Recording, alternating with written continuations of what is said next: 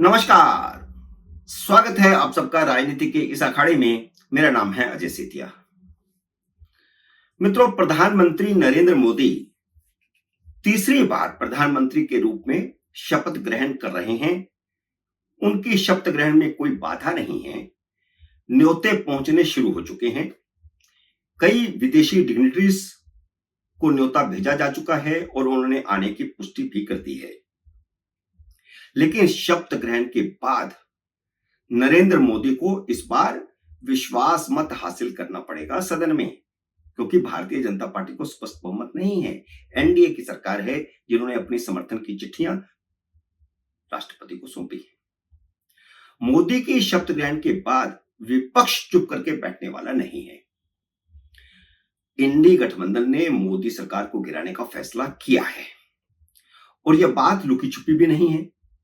मल्लिकार्जुन खड़गे ने INDI alliance की बैठक के बाद बाकायदा इसका ऐलान भी किया है। बैठक के भीतर जो बातें हुई हैं वह मोदी को ज्यादा चिंता में डालने वाली हैं। उनमें से छन छन के कुछ बातें बाहर आई हैं और कुछ अभी बातें बाहर आना बाकी है। उन्हें सिर्फ नीतीश कुमार और नायडू को साथ नहीं रखना है, एकनाथ शिंदे और चिराग पासवान को भी साथ रखना है, तब जाकर के मेजोरिटी बनेगी। क्योंकि नीतीश कुमार और नायडू को मिलकर के भी टोटल 28 सांसद बनते हैं। भाजपा के अपने 240 और 28 मिलाकर के 268 होते हैं और बहुमत के लिए चाहिए 272। इसलिए चिराग पासवान और एकनाथ शिंदे का भी साथ रहना जरूरी है। जाति आधारित जनगणना और आर्थिक पैकेज की डिमांड नायडू और नीतीश कुमार दोनों की तरफ से हो सकती है और नीतीश कुमार की तरफ से तो होनी ही है और वह आर्थिक पैकेज की डिमांड भी करेंगे बिहार के लिए और यही डिमांड चंद्रबाबू नायडू की भी है और ये दोनों डिमांड्स माननी पड़ेंगी। अगर किसी भी दल ने, चारों में से किसी भी एक दल ने कॉमन मिनिमम प्रोग्राम की डिमांड रख दी तो वह भी माननी पड़ेगी। यानी भाजपा के जो एजेंडे 2-3 पूरे हो गए सो हो गए, जो रह गए सो अब रह गए।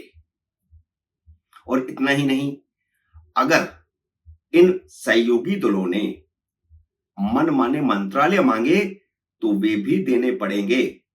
हालांकि यह बात सही है कि नरेंद्र मोदी फाइनेंस, डिफेंस और होम तो नहीं देंगे। उन्हें तो बचा करके रखने की हर संभव कोशिश उनकी होगी ही, उससे तो कॉम्प्रोमाइज नहीं होगा।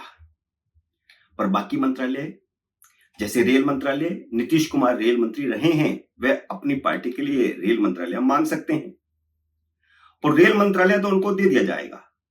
अगर उसके बाद उन्होंने रेल मंत्रालय का बजट भी वापस मांग लिया तब क्या होगा?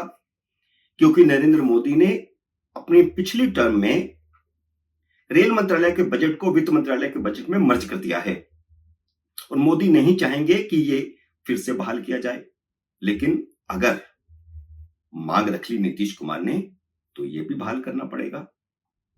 और इन सब संकटों के अलावा इस बार एक नया संकट भी है और वह संकट है भारतीय जनता पार्टी के सांसदों को अपने साथ बांध कर रखना। यह काम पिछली दो बार की टर्म में उन्हें नहीं करना पड़ा। भारतीय जनता पार्टी के सांसद अनेक बार अपमान सहकर भी चुप रहते थे, संसदीय दल की मीटिंग में भीगी बिल्ली बने रहते थे। अब नरेंद्र मोदी, अमित शाह और पार्टी अध्यक्ष को सांसदों से व्यवहार का अपना तौर तरीका भी बदलना पड़ेगा।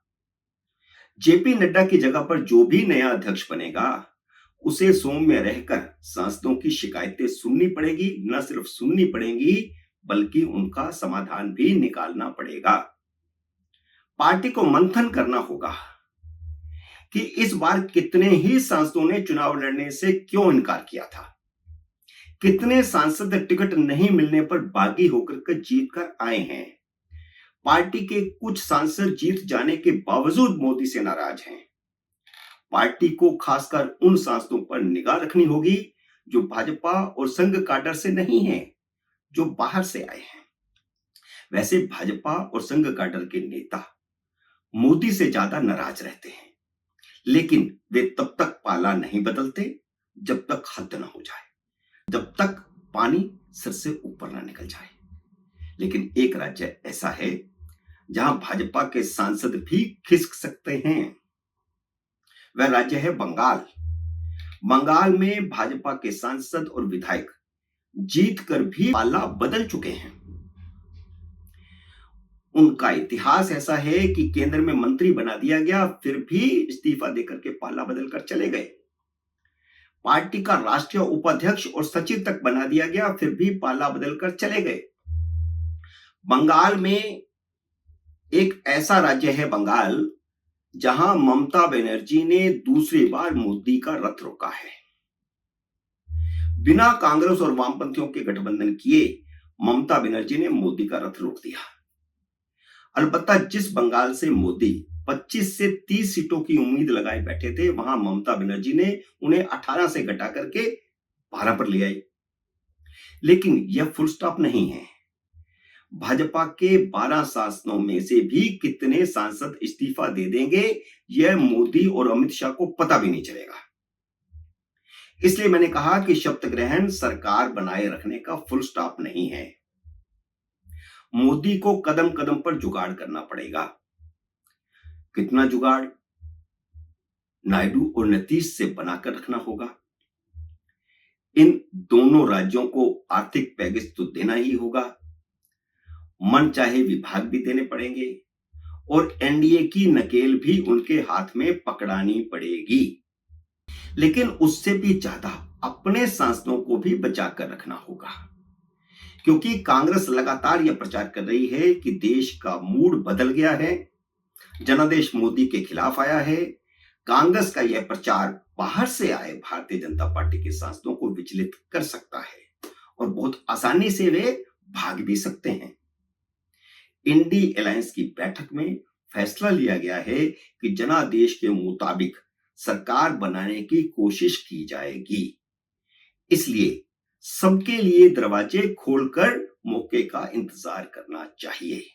और इस बैठक में नीतीश कुमार और चंद्रबाबू नायडू का नाम भी लिया गया। मल्लिकार्जुन खड़गे ने इंडी अलायंस की मीटिंग खत्म होने के बाद जो कहा है, उसे नजरअंदाज नहीं किया जा सकता।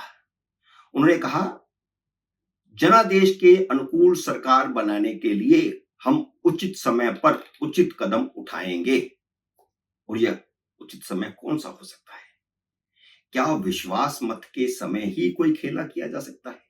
क्या कोई खेला हो सकता है? मोदी को याद रखना चाहिए कि अविश्वास प्रस्ताव के समय ही वाजपेयी सरकार एक वोट से गिरी थी। इसलिए मोदी का विश्वास प्रस्ताव भी तलवार की धार पर है, क्योंकि ममता बनर्जी के भतीजे अभिषेक बनर्जी ने एनडीए की मीटिंग में कहा है कि भारतीय जनता पार्टी के सांसद उनके संपर्क में हैं। अब वे सिर्फ बंगाल के हैं या बगल के राज्यों के भी हैं? क्या नॉर्थ ईस्ट के राज्यों के हैं? क्या उड़ीसा के हैं?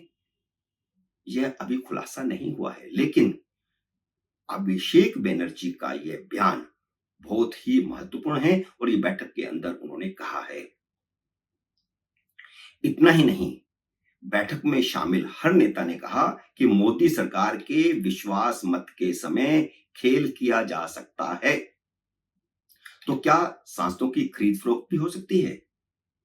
विदेशी ताकतें जिन्होंने मोदी को हराने के लिए हजारों करोड़ लगाने की घोषणाएं की थी और बहुत सारा पैसा लगाया भी गया है, क्या वे चुप करके बैठी होंगी वो ताकतें? यह सवाल भी अहम है। मोदी अगर विश्वास मत की नैया को पार कर लेते हैं, जिसकी संभावना बहुत ज्यादा है, तो मोदी को इस कार्यकाल में कम से कम 5 अविश्वास प्रस्तावों का भी सामना करना पड़ेगा और हर अविश्वास प्रस्ताव तलवार की धार पर होगा। पहले और दूसरे कार्यकाल में उन्हें एक एक बार अविश्वास प्रस्ताव का सामना करना पड़ा, बावजूद इसके कि विपक्ष को पता था कि उनके पास पूर्ण बहुमत है, पार्टी को ही पूर्ण बहुमत है, एनडीए को तो था ही, इसके बावजूद भी वे अविश्वास प्रस्ताव लेकर आए थे। लेकिन इस बार की डगर मोदी की बहुत मुश्किल है। मित्रों, उम्मीद है मेरा यह वीडियो आपको पसंद आया होगा। इसे लाइक और शेयर कीजिए। अगर आपने मेरे YouTube चैनल को अब तक सब्सक्राइब नहीं किया तो कृपया सब्सक्राइब करके अपना आशीर्वाद दीजिए। जल्द ही मिलते हैं अगले वीडियो में किसी अन्य विषय के साथ। तब तक नमस्कार।